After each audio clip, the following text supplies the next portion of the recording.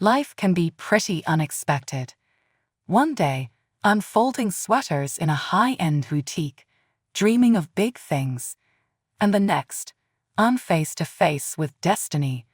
Or at least that's what it felt like when Liam walked in. But let me back up a bit. I'm Chloe, and fashion's my passion. Not the flashy, break-the-bank kind, but the smart, stylish kind that says, "Yeah, I know I look good." The boutique felt like my playground, my school, and sometimes my whole world. I could pair a vintage belt with a modern dress and make them look like they were meant to be together. My dream. To turn this knack into a career as an image stylist. Is it Liam? I asked, spotting the guy browsing through our new collection. He had that artsy vibe, complete with a camera hanging around his neck, like he saw the world in snapshots. "Yeah, I'm here for a shoot," he said. "I need something that screams urban chic, but isn't trying too hard." I laughed. "You're in luck. Urban chic's my middle name." "Well, not really, but you get the point." We chatted as I pulled out pieces, mixing patterns and textures like a DJ mixing tracks. He was easy to talk to and had a pretty sharp eye for fashion, especially for someone who spent his days looking through a lens. "You've got real talent," Liam said, holding up a leather jacket I paired with a soft floral dress. "Ever think of doing this professionally?" "All the time," I admitted, "but dreams and rent don't always align, you know." He nodded. "Tell me about it. I was shooting weddings before I could land anything bigger. But you've got to chase what you love." Our conversation was interrupted by a shrill voice echoing through the store. "Chloe, darling, where are those scarves I asked about?" That was Ms. G, the store owner. She wasn't big on patience. "On it," I called back, giving Liam an apologetic smile. "Duty calls." He handed me his card and said, "Let's talk. Maybe there's something we can collaborate on." "Maybe," I replied, pocketing the card. I didn't hold my breath. People threw around, "Let's collaborate," like spare change, and nothing ever came of it. The rest of the day was a blur of customers, folding clothes, and Miss G's demands. But as I locked up the store, Liam's card burned a hole in my pocket. What if? I thought. Better not get my hopes up. "Hey, Chloe," it was Liam, leaning against the wall outside. "Grab coffee with me. I've got an idea I want to run by you." Coffee turned into dinner, and dinner turned into late-night talks about everything and nothing. Liam's world of photography was as colorful and chaotic as mine in fashion. The more we talked, the more it felt like our paths were meant to cross. Liam's idea of meeting the family came out of nowhere.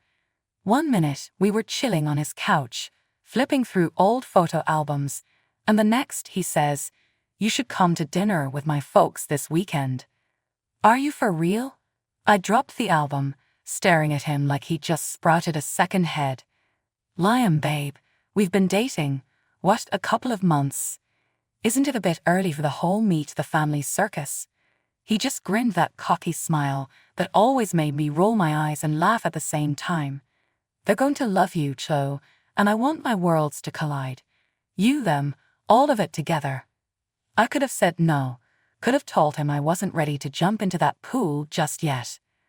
But looking at him, all excited and hopeful, what could I do? I caved. "Fine, but if your sister starts measuring me for a wedding dress, I'm out of there." Liam laughed. "Sophie, nah, she's more likely to sell you a knockoff and keep the change." Great, just the endorsement I needed, I thought as we arrived at Liam's family home. He wasn't kidding about their place. It was like something out of a magazine, all sleek lines and expensive tastes. My thrift shop chic outfit suddenly felt very out of place as we approached the door. Liam's parents were the picture of upper-class warmth. His mom, Grace, enveloped me in a hug that felt surprisingly genuine, while his dad, David, offered a firm handshake and a friendly nod. So far, so good. Then came Sophie. She sauntered in like she owned the place, which in a way, she probably did. "So, you're the girl who's been keeping my brother away from us," she said, eyeing me like I was a puzzle she couldn't quite solve. Dinner was a minefield. Every question Grace asked was laced with curiosity and a hint of judgment, while David was more interested in Liam's work, occasionally throwing a question my way like an afterthought. But Sophie was on a whole other level. "So, Chloe, Liam tells us you're into fashion, planning to make a career out of selling clothes," she'd asked with a slight smirk. I bristled but kept my cool. "More than selling, actually. I'm looking into becoming an image stylist. There's an art to creating an image, a persona. It's not just about the clothes." "Art, huh?" Sophie smirked again. "Sounds fanciful. And here I thought art was about expression, not dressing up mannequins." I could feel Liam tensing beside me, but I placed a hand on his arm. "Everyone's got their medium, Sophie. Some use canvas, others use a camera," I said, glancing at Liam. "And some of us use fabric and texture. It's all expression in the end." The rest of the evening passed in a blur of forced politeness and subtle digs from Sophie. By the time Liam and I said our goodbyes, I was more than ready to escape into the night. Meeting his family was one thing, but dealing with his sister Sophie was a whole other level of drama I hadn't signed up for. It all kicked off one afternoon at the boutique, right in the middle of a busy spell, when Sophie decided to grace us with her presence. She strutted in like she owned the place, her eyes scanning the store till they landed on me. "Hey Chloe, you're going to hook me up with a discount, right? Family perks and all that," she said, smirking as she held up a dress from the new collection. I was already bracing for trouble. "Sophie, you know I can't do that. This is the latest line, no discounts, not even for family." Her smirk dropped, replaced by a scowl. "What? Come on, don't be such a stick in the mud. I'm practically your sister." I shook my head, trying to keep my voice even. "Rules are rules, Sophie. I can't just change them for you." That set her off. She threw the dress down and stormed out, muttering about how I'd regret this. I sighed, knowing this wasn't going to end there. Sure enough, Liam gave me an earful later. "Chloe, why couldn't you just give her the discount? She's my sister. We're supposed to look out for each other." I was fuming but tried to stay calm. "Liam, I'm not about to lose my job over a discount. She was asking for something I can't do. It's not about not wanting to help. It's about not being able to." He didn't get it, or maybe he didn't want to. Either way, things were tense for a while.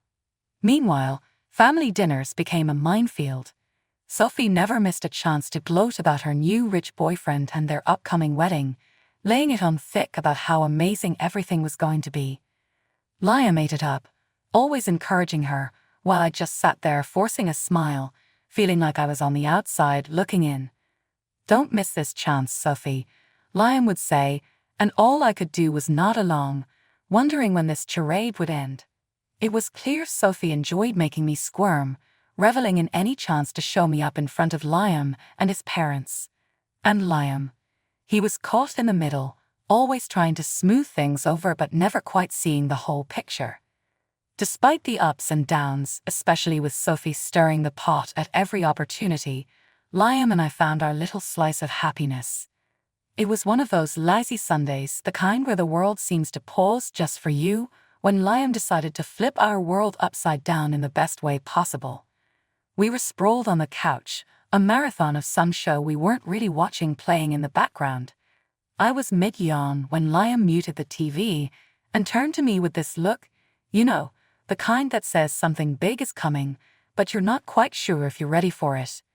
"Chloe, we need to talk," he said, suddenly serious. I sat up straight, my heart racing. "What's up?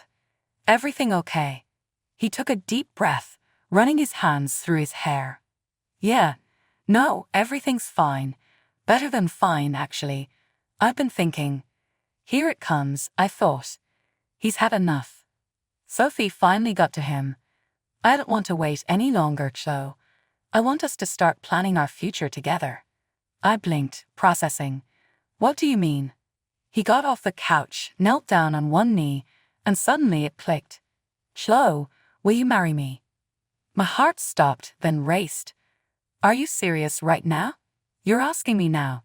Yeah, why not? He grinned, that confident, slightly cocky grin that drove me wild. I love you, Chloe. I want to spend my life with you, drama and all. So what do you say? I looked at him kneeling there, so sure of himself, of us, and despite the voice in my head screaming about Sophie and all the complications, I knew my answer. Yes, I whispered. Yes, I'll marry you. Liam's face lit up, and he swept me into his arms, spinning me around. That's my girl. But then reality crept in, as it always does. Liam, you do realize what you're signing up for, right? Your sister, my job, us. It's not going to be easy.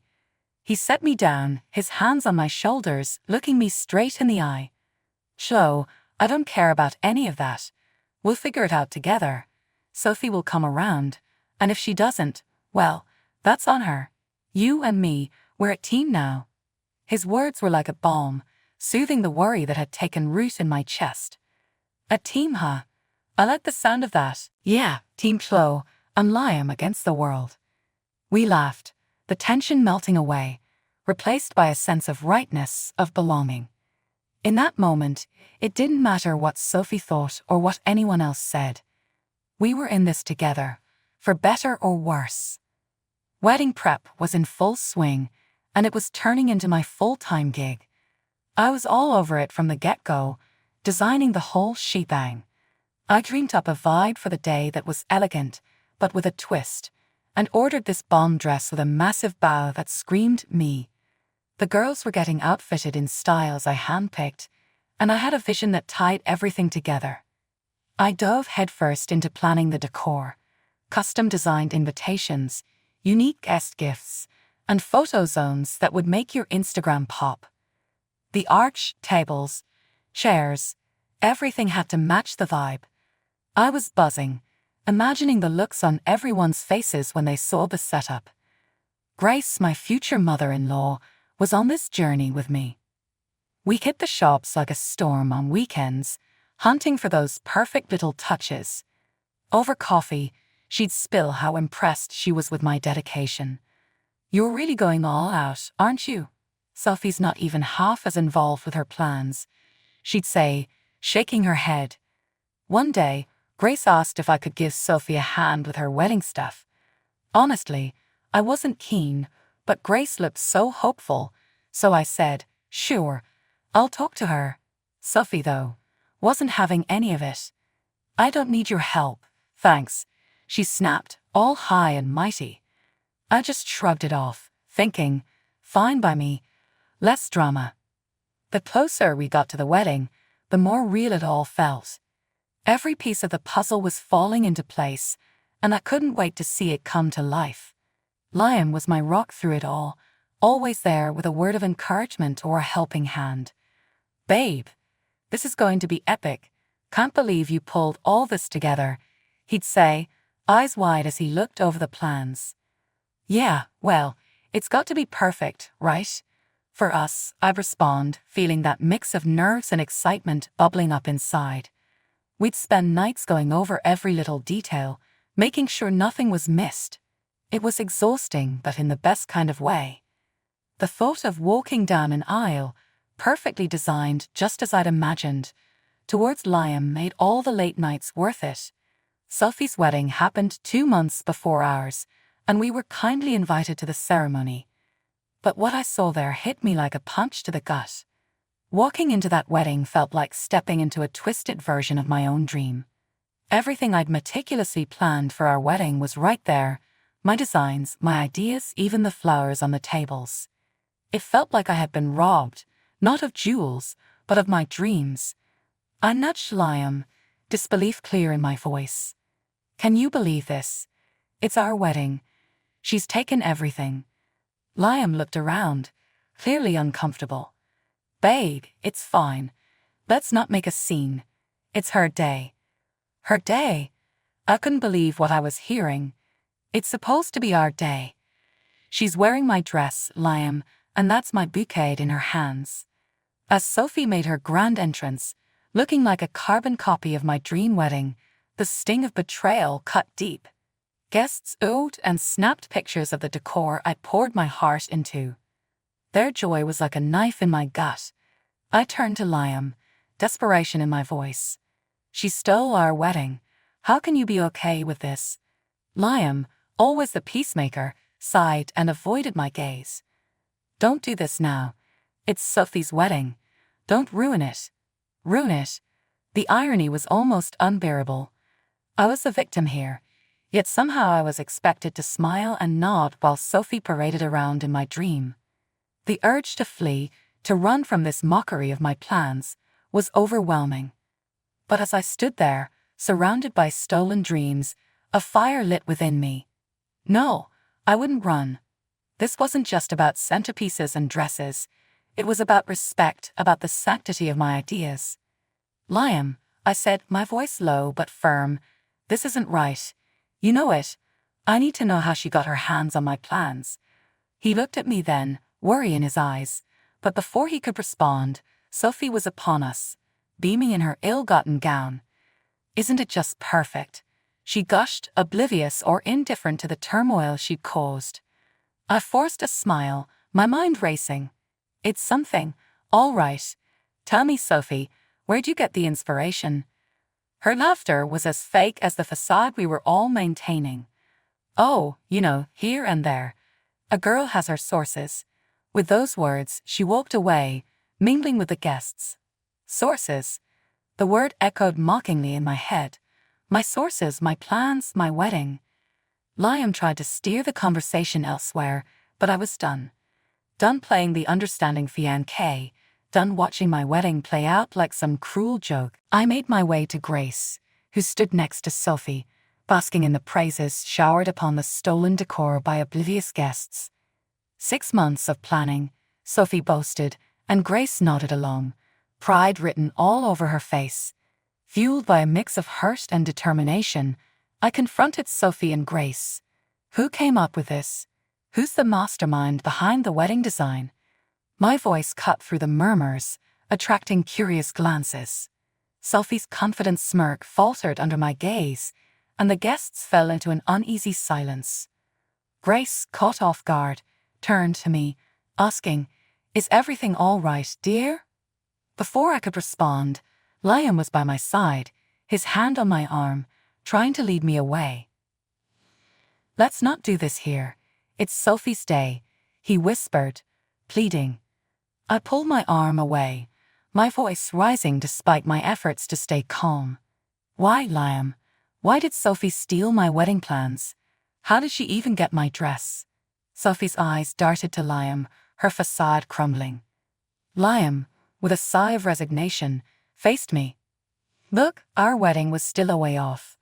I thought Sophie could use your ideas and the dress. It saved money." I stared at him, struggling to process his words. "You gave her my dress and my ideas, and you think it's okay because it saves a few bucks."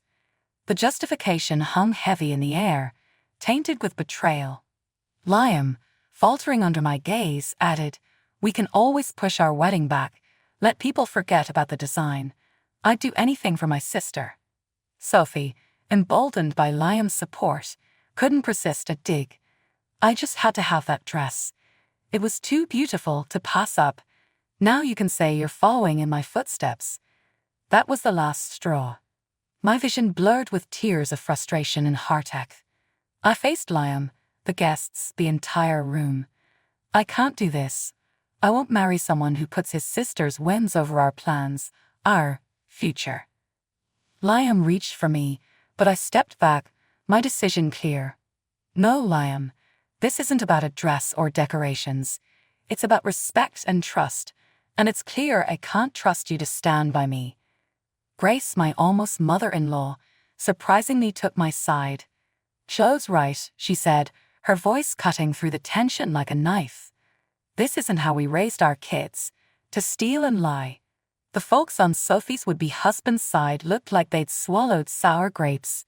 Starting a life on a lie, that's no foundation for a marriage, They muttered, disappointment etched on their faces. Then, the would-be groom, a guy I barely knew beyond polite hellos, took the stage, literally grabbing the mic. "There won't be a wedding today. I can't marry someone who's okay with such deceit." His eyes met mine for a moment, filled with apology, but I couldn't find it in me to feel sorry for Sophie.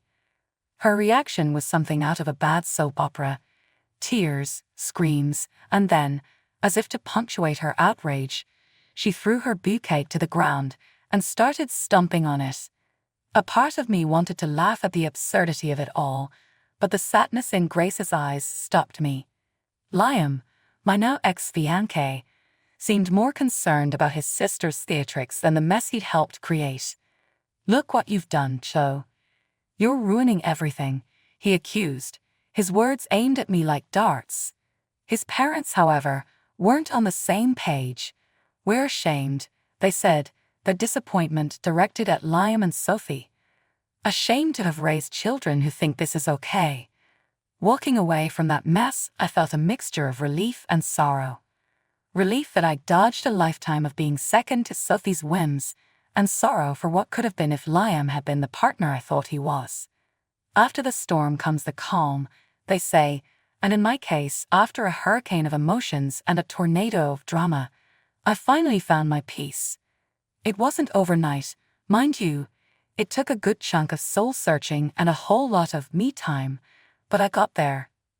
One afternoon, sitting in the quiet of my living room, surrounded by sketches and fabric swatches, I realized I was finally doing what I loved again, designing, creating, dreaming. Only this time, it was for me. My phone rang, breaking the silence. It was Emma, my best friend, her timing impeccable as always. "Chloe, girl, how's the world's next big wedding stylist doing today?" Her voice was a warm hug over the phone. I chuckled, shaking my head even though she couldn't see me. "Getting there, Emma. Actually working on a new project right now. That's my girl. Hey, remember that boutique on 5th? The one we loved. They're looking for a designer to revamp their bridal section. Sounds right up your alley." My heart skipped a beat. "Really? That's huge." Emma laughed. "Yeah, you should totally go for it. Show them what you're made of." And I did. I poured my heart and soul into a portfolio, showcasing not just my skills but my vision, my passion for fashion that told a story, celebrating love in all its forms. Walking into that boutique, portfolio in hand, felt like stepping into a new chapter of my life. The interview was more of a conversation, a shared excitement for what weddings could be, and when they offered me the job on the spot, it was more than an opportunity. It was validation, a sign that I was exactly where I was supposed to be. But amid the new beginnings, there was one loose end that needed tying up: Liam. The whole wedding debacle left me not just heartbroken but financially in the lurch too. So, I decided it was time to square things away for my peace of mind. I met Liam at a quiet coffee shop, a neutral ground for what was sure to be an uncomfortable conversation. "Chloe, he started, but I held up a hand, cutting him off. "Liam, save it. I'm not here to rehash what happened. I'm here about the wedding, the one that didn't happen because of, well, you know why." He nodded, looking down at his coffee. "Yeah, I know. I want compensation, Liam, for the moral damage and the costs of the wedding that didn't happen because of your actions." "It's only fair," I said, my voice steady, stronger than I felt. He sighed, rubbing his forehead. "Chloe, I know I messed up. How much are we talking?" I slid a piece of paper across the table with the numbers written down. "It's not just about the money, Liam. It's about acknowledging the impact of what you did." He looked at the figure, winced, but then nodded. "Okay, I'll make it right, Chloe. I owe you that much." "And Liam," I added, meeting his gaze squarely, "this is the last time we do this dance. From here on out, we go our separate ways for good." Walking out of that coffee shop, I felt lighter. It wasn't just about the money, it was about standing up for myself, drawing a line, and demanding respect. It was the final step in a journey that took me from being the victim of my circumstances to the architect of my future.